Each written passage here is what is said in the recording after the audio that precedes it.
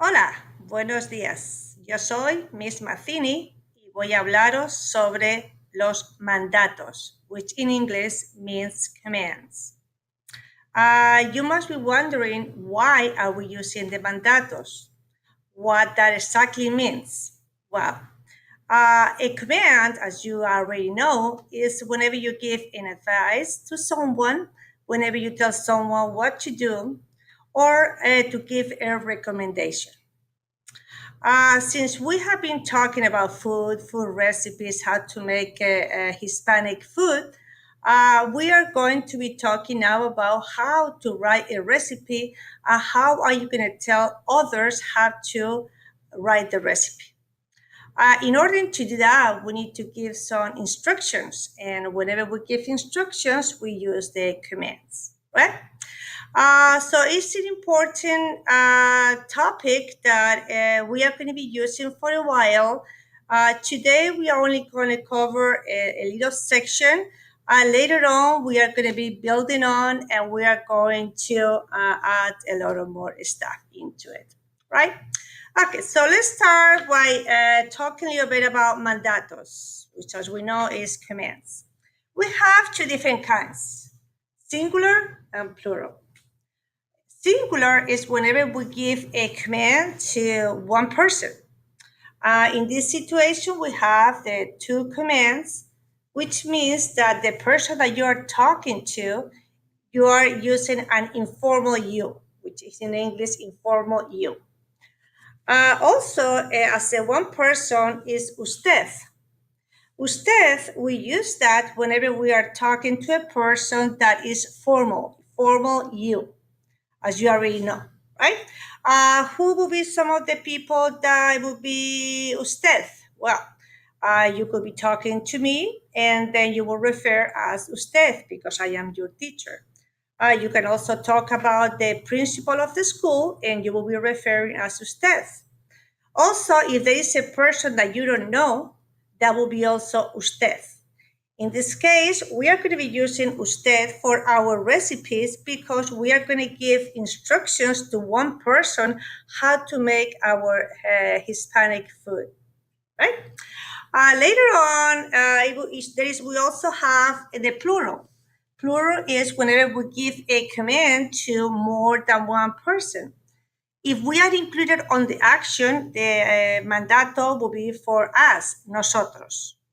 If it's for you guys in an informal way and in Spain only, we would use the vosotros. And if we are referring to two or more people, we are going to refer as ustedes, which in Spain is for the formal you all, and for Latin America is for everyone in general, right? So we already guys know about the use of the vosotros and ustedes. So in this lesson, we are only going to cover the mandatos de usted, okay? In order to talk about the mandatos of usted, I have this over here for you. We're first going to talk about what are the rules that we are going to be following during for the use of commands. Mandatos de usted is the only thing that we are going to cover today. What are the rules, normas? Well, first we are going to use the, let me put that a little far away so you can see it better.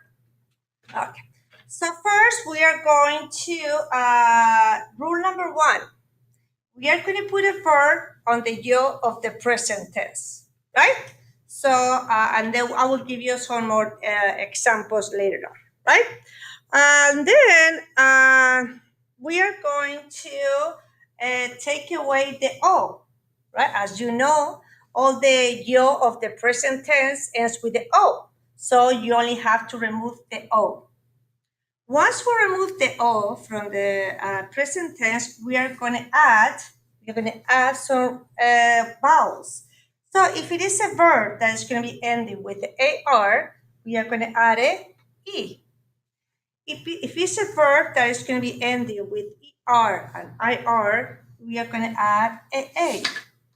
So what is that? You can think, to remember that, you can just think about that is kind of opposite endings, right?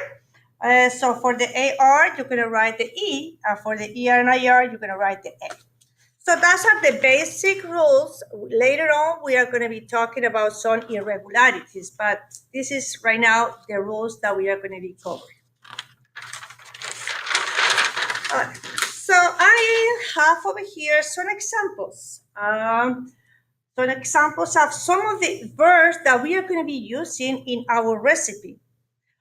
Important verbs that we are going to be using. For example, el verbo cortar. Everyone knows what the cortar means to cut, right? So whenever you're going to make a recipe of guacamole, for example, of salsa, you're going to cut the tomatoes. You're going to tell someone that they need to cut the tomatoes. And that's what we're going to be saying. So, el verbo cortar in the yo form, as all of you guys know, is yo corto. Yo corto. Then we are going to remove the O, and then what ending are we going to use? We are going to use the opposite ending, which is the E.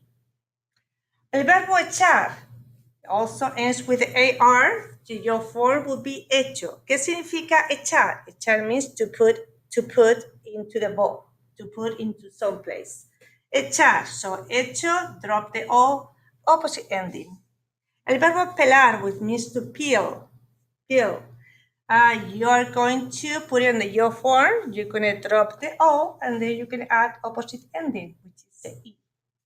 El verbo comer, as you know, is with the ER. El verbo comer, you're going to put it on the yo form. You're going to drop the O, and you're going to add an A. El verbo beber, which means to drink, you're going to put it in the yo form, drop the O, opposite ending. And another two useful verbs that you're going to be including in your recipe is el verbo añadir. Añadir means to add. So you put in the yo form, we drop the O, and we add the opposite ending, which is an A. El verbo batir means to beat. So for some of the recipes, you may need to use that verb. So you put in the yo form, bato, and then drop the O, and you write the opposite ending. So those are some examples of some useful verbs that you are going to be needing whenever you make your recipe and whenever you're going to tell one person, a formal you, what to do.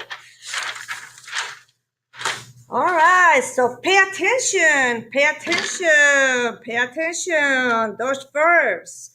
There are going to be some verbs that they are going to be irregular on the yo form of the present tense, and sometimes we forget about it because we learned that long time ago in Spanish 1, and we forgot how to conjugate sometimes those verbs. So we need to review all the irregularities of the presente, del presente.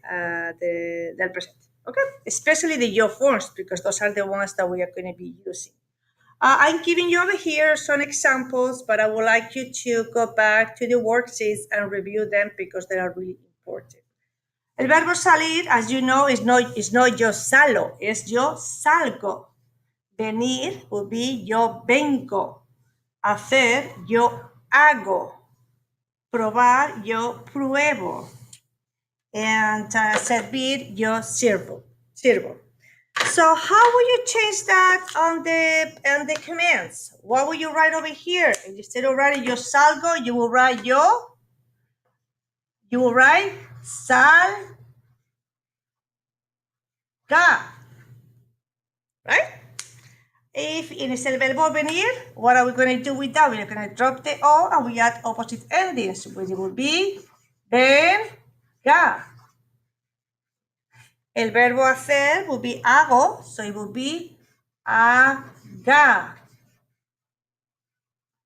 Y el verbo probar y servir, those two, we need to be careful because those are an example of verbs that they're going to have a stem changing verbs, what we call stem changing verbs, right?